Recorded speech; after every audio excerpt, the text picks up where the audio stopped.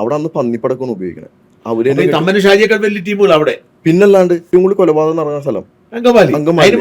നിങ്ങളിപ്പോ ഒളിവിലാണല്ലോ. ഒളിവിൽ നിങ്ങൾ ഈ പ്രവൃത്തി ചെയ്യുമ്പോൾ നിങ്ങൾ പിടിക്കപ്പെടാൻ സാധ്യത കൂടുതലല്ലേ? തീർച്ചയായിട്ടും. എന്നിട്ട് പിന്നെ നിങ്ങൾ വീണ്ടും ആ പണിക്ക് ഇറങ്ങി അവിടെ ചെന്നിട്ട്? അല്ല, നമുക്ക് വേറെ നിവൃത്തിയില്ലല്ലോ. അല്ല, അപ്പൊ നിങ്ങൾ അവിടെ ഉണ്ടെന്ന് പോലീസ് അറിഞ്ഞില്ല? ഇല്ല. ഈ അന്ന സംഭവം എന്ന് വെച്ചിട്ടുണ്ടെങ്കിൽ ഇപ്പോൾ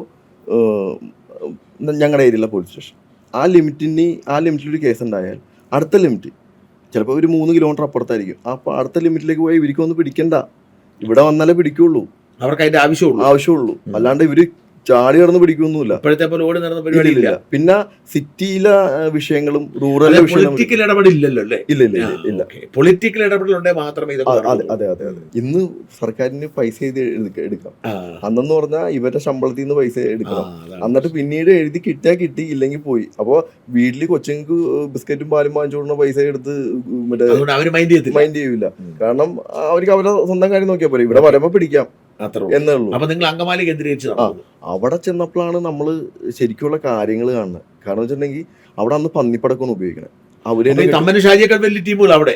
പിന്നല്ലാണ്ട് അതായത് അവിടെ ഏറ്റവും കൂടുതൽ കൊലപാതകം നടന്ന സ്ഥലം അങ്കമാലി. സിറ്റി ഒന്നും അല്ലല്ലോ. അല്ല, പക്ഷെ അവിടെ ഏറ്റവും കൂടുതൽ ക്രൈം നടക്കണം അവിടെ. കാരണം തൃശ്ശൂര് ബേസ് ചെയ്ത സംഭവമാണ്.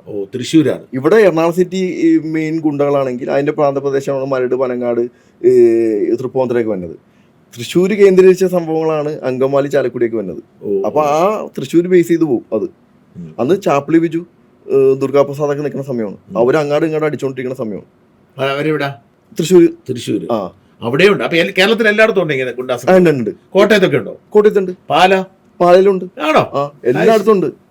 ഇപ്പൊ പാല ഞാൻ ചോദിക്കട്ടെ, അവിടെ പോലീസിന് അറിയത്തില്ലേ? ആളുകളെ അറിയാം, പക്ഷെ ഗവനിക്കില്ല. കാരണം അവിടെ പ്രാദേശിക ഗുണ്ടകളല്ലേ.